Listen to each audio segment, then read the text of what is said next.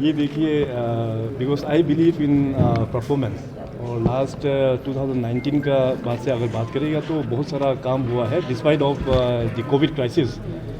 Covid को भी हम लोग ने बहुत अच्छा तरीक़ा से उसको हम लोग कंट्रोल कर पाया, और इसके बावजूद भी इंफ्रास्ट्रक्चर का जो अरुणाचल प्रदेश का जो गैप है उसको हम लोग मीट अप कर पाया।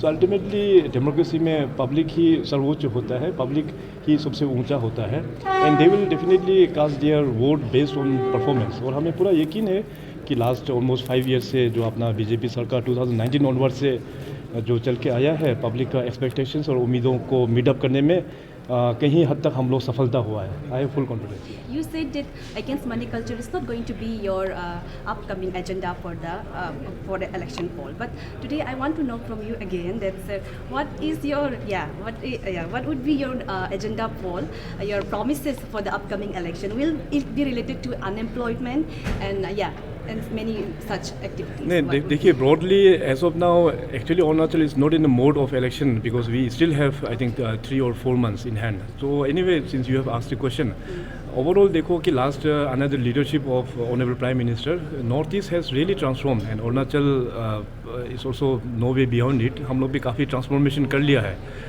खास करके कनेक्टिविटी में काफ़ी हम लोग ने सुधार लेके आया है।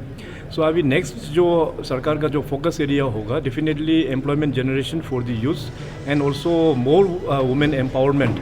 हम लोग को वुमेंस को के लिए भी कहीं सारा काम किया हुआ है, और उसमें भी हम लोग जोर करेंगे कि वुमेंस का अपलिफ्टमेंट के लिए भी और हम लोग काम करेंगे। सो मोटा मोटी आप लोग ये कह सकता है कि भारतीय जनता पार्टी जो 24 इलेक्शन हम लोग का स्टेट चैप्टर में जो हम लोग इश्यूज़ को लेके फाइट हम लोग जो लड़ने वाला है, it will be on job creation, employment generation for the youth and ease of living. Ease of living का आधार पे अभी हम लोग काम करना, ये हमारा टॉप प्रायोरिटी होगा।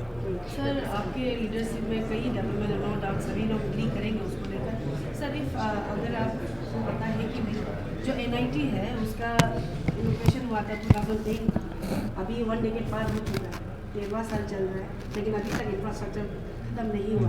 करोड़ों रुपया फंड सेंट्रल गवर्नमेंट से आ रही है, इवन आपकी तरफ से भी इनिशिएटिव लिया जा रहा था, उसके ऊपर में क्या कहना है? इंफ्रास्ट्रक्चर अभी 1 डेकेड खत्म हो चुका है। हाँ, मैं जब भी कहीं टूर में जाता हूँ, अगर वेस्टर्न अरुणाचल में जाता हूँ तो उसी को ऊपर से ही मैं फ्लाई करके जाता हूँ। तो आज भी मैं वहाँ सिजुसा गया था, तो आज भी मैंने देखा हेलीकॉप्टर से कि वहाँ का जो इंफ्रास्ट्रक्चर है वो उतना स्पीड अप काम नहीं हो रहा है। तो उसके चलते मैं अपना चीफ सेक्रेटरी को डायरेक्शंस दे के रखा है कि क्योंकि NIT जो है वो गवर्नमेंट ऑफ इंडिया डायरेक्टली ही उसको सुपरवाइज करते हैं, it comes under ministry of education, government of India.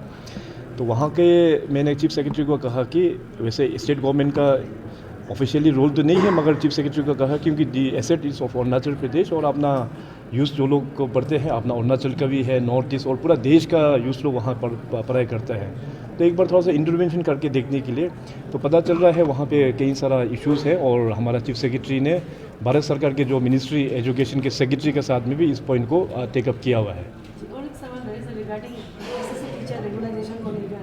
तो सर, इस बार तो आपकी तरफ से 5 सितंबर में अनाउंसमेंट किया गया था, लेकिन अभी उनका जो एसोसिएशन है उनकी तरफ से फिर से एक आप लोगों को मेमोरेंडम सबमिट किया गया है कि आने वाले साल के लिए भी इस बार जब असेंबली होगा उसमें ही पास कर दिया जाएगा, ठीक रहेगा, क्योंकि उनका भी 2016 ये जो 16 थी लास्ट डेट, इस तरह कहना था उनका जो स्कीम है। नहीं, ऑलरेडी ये भारतीय जनता पार्टी का 2014 इलेक्शन का ही ये बीजेपी का ही ये उनका एक पोल प्रॉमिस है कि ऐसे टीचर्स को रेगुलराइज करेंगे। तो बाद में हमारा अपना बीजेपी सरकार आने के बाद हम लोग ने रेगुलराइज का कार्यवाही ऑलरेडी हम लोग ने कर चुका है। I think more than some 1900 something teachers already हम लोग ने कर चुका है। इस बार मैंने जो भी अनाउंसमेंट किया है उसका भी रेगुलराइज करेंगे। तो डेफिनेटली 24 में भी अपना बीजेपी पार्टी तो आएगा, तो डेफिनेटली बाकी जो बच गया उसको भी करेंगे, और साथ ही साथ SSC के साथ में जुड़ा हुआ प्रोग्राम में अन्य जो टीचर्स लोग भी है उनका भी जो सैलरी वगैरह भी हम लोग ने ही तो ये उसको बढ़ा के दिया हुआ है। इंटरप्ट नहीं कर रही हूँ, लेकिन सर 2018 को भी यही एश्योरेंस एजुकेशन मिनिस्टर हो जो नंदन ने दिया था, लेकिन उसके बाद 3 या 4 साल के बाद भी रेगुलाइजेशन हुआ। तो ये मान के चल सकते इस बार जो 5 सितंबर नहीं, बीच में देखिए कि ऑलमोस्ट मोर देन 2 इयर्स से भी ज़्यादा हम लोग कोविड का ग्रिप में आ गया, और कोविड का ग्रिप में जब आ जाता है तो पूरा दुनिया रुक गया उसमें, क्योंकि हर एक देश का अपना रिसोर्स का प्रॉब्लम हो गया था। क्योंकि जब दुनिया रुक जाता है तो रिसोर्स जनरेशन हो नहीं पाता है, उसमें आपका पैसा जो है वो सर्कुलेशन नहीं होता है। तो उसका आधार पर 2 साल कुछ तो ऐसे ही चला गया ना उसमें। सो डेफिनेटली ये जो प्रोग्राम जो है उनका रेगुलराइज करने का हर एक साल रेगुलराइजेशन का सरकार की ओर से हम लोग इन रूटीन में हम लोग करेंगे। सर आखिरी सवाल रहेगा सर, आई डोंट नो बहुत अभी भी थोड़ा आप देख सकते बाकी हैं। लोगों को पूछने दीजिए, आप सबसे पीछे में बैठ के सर अभी भी ITW का ट्रैफिक वाले ने अभी भी ड्यूटी में तैनात है। 7 जून को आपने एश्योरेंस दिया था, मोर देन 4 मंथ ज़्यादा हो गया, अभी तक फाइल घूम ही रहा है सर। नहीं, उसमें ऑलरेडी हम लोग ने लास्ट टू लास्ट कैबिनेट में जो यहाँ के जो वार्डन्स है, वार्डन्स कहेंगे ना, हाँ वार्डन्स कहेंगे, और अन्य भी जो है हम लोग ने एक नया पॉलिसी स्टार्ट कर दिया कि हम लोग का home guard system, home guard में, और हम लोग ने कंडीशन भी डाला कि फर्स्ट प्रायोरिटी जो है ईटानगर में जो लोग जो सर्विंग जो वार्डन्स है उन लोगों को रिलैक्सेशन देते हुए उनको एब्जॉर्ब करने के लिए। That has been already approved by the cabinet. ये just a matter of time. मेला जो है वो अभी रिसेंटली जो स्टाफ सिलेक्शन बोर्ड SSB ने जो रिक्रूटमेंट जो किया है उसके आधार पर ये जो graduate level examination and higher secondary level examination का रिजल्ट दोनों मिला के करीबन 144 जो सक्सेसफुल कैंडिडेट हैं उनको आज यहाँ पे फेलिसिटेशन किया गया है। तो अभी आने वाला दिनों में और भी इस तरह का हम लोग अरेंज करेंगे रोज़गार मेला। सो बेसिकली जो स्टाफ सिलेक्शन बोर्ड का जो गठन हुआ है वे बैक इन 2017 ऑनवर्ड्स, वहाँ से लेके कुल मिला के 21 एग्ज़ामिनेशंस कंडक्ट किया है स्टाफ सिलेक्शन बोर्ड ने, और कुल मिला के अभी तक शायद 1577 रफली उतना लोगों को रिक्रूटमेंट रेगुलर बेसिस में करके वो लोग अभी जॉब कर रहा है।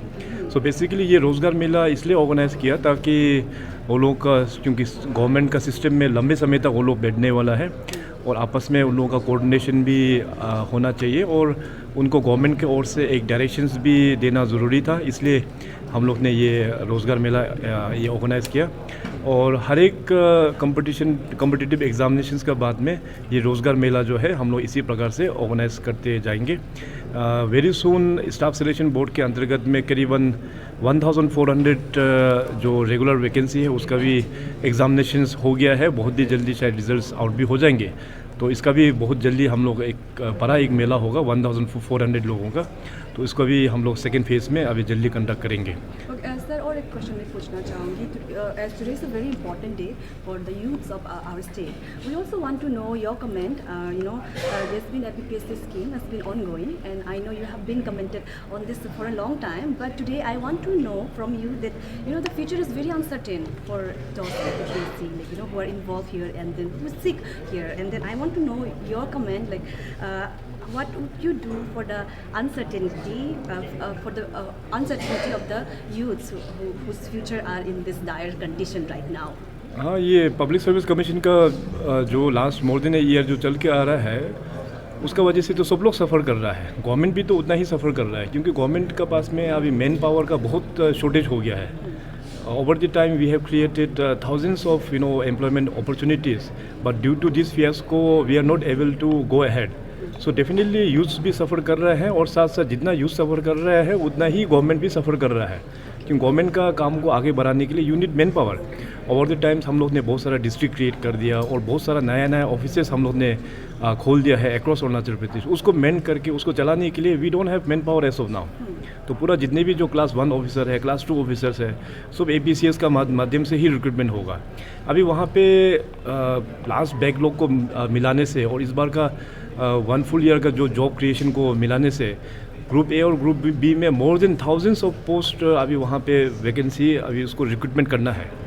तो अभी जैसे मैंने हमेशा बोल के है कि अभी मैटर जो ऑनरेबल हाई कोर्ट से जो प्रोनाउंसमेंट होगा जजमेंट, फर्स्टली इसका जो बॉडी है उसको कॉन्स्टिट्यूट करने के बाद then everything will fall in place, और एडवर्टीजमेंट जो भी है उसमें निकाला जाएगा। Sir, one more.